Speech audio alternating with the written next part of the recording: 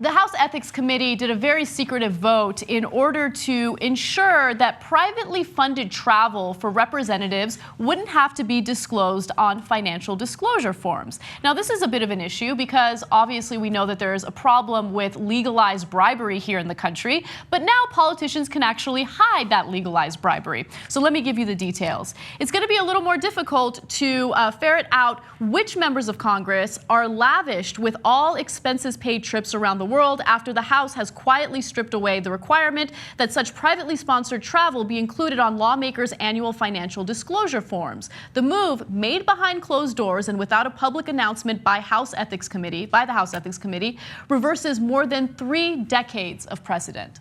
So National Journal did a great job of finding this out because all of a sudden things stopped showing up on the expense reports where they're supposed to show up, and they're like, what's going on here?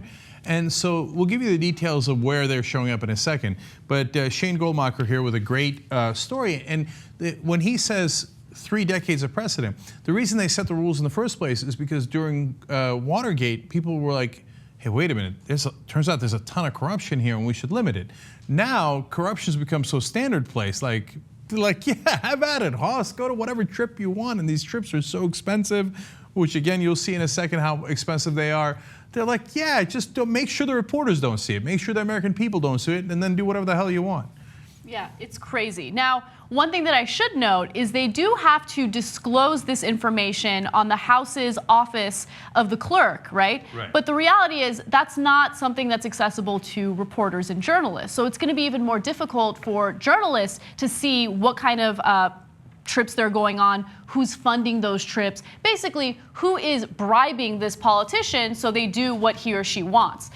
So I think that Melanie Sloan, who's with Citizens for Responsibility and Ethics, makes a really, really great point. She says the following: this is such an obvious effort to avoid accountability. There's no legitimate reason. There's no good reason for it. And it's absolutely true. One thing that's really interesting is, since this was such a secretive, closed-door vote, all of a sudden you have some representatives that are still disclosing who's funding their private trips, right?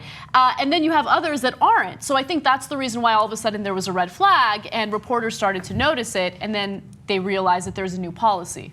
So from time to time, these legislators will go on a congressional fact-finding trip that's somewhat useful. They might go to Egypt, they might go to Kandahar. Now, usually those are dog and pony shows too, and you don't learn that much. But look, sometimes it's helpful to talk face-to-face with a country's leader, etc. So I don't want to stop all that, right?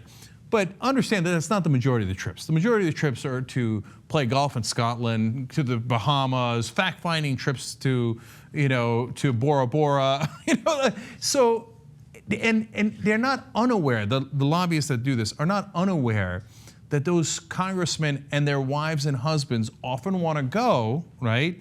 And that'll stick in the back of their head, oh, John was good to me. Now, one other trick here is, now technically lobbyists can't give it to them, right? But nonprofit groups can. So they set up a nonprofit group that's directly linked to the lobbyists, gets the money from the lobbyists, and they go, what? It's a nonprofit group. The nonprofit group wanted to fact find in the Bahamas, and so they had all these lovely people go to the Bahamas. It's a fact-finding trip. But by the way, we're still a little embarrassed, so we're going to take a secret vote to make this even more secret. Yeah. So Shane Goldmacher mentions in the article that there are some trips that could cost as much as $50,000. So there were some politicians that were flown out to Australia, first class or business class, and that cost about $50,000. If you have a so-called nonprofit group that has a political agenda funding a trip like that, yeah, you're more likely to vote in their favor. Just another form of corruption and legalized bribery. Now, just to give you a sense of how much was spent on these very lavish trips in 2013 alone, there were about a total of 1,900 trips, and it cost $6 million. So that's basically $6 million in legalized bribes. So they say, would you like a fancy trip? And by the way, your wife can come on it, or your husband, like I said, first class oftentimes, incredible resorts that they get, 4-star hotels they get to stay in.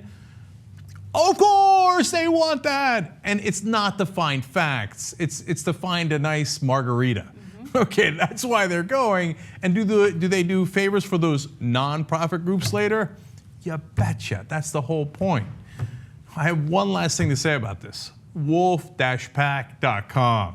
Okay, bring out the wolves. We got to go get these guys. You want to hide? You want to go in the woods and hide? oh, look at that, I found a wolf pack in the woods.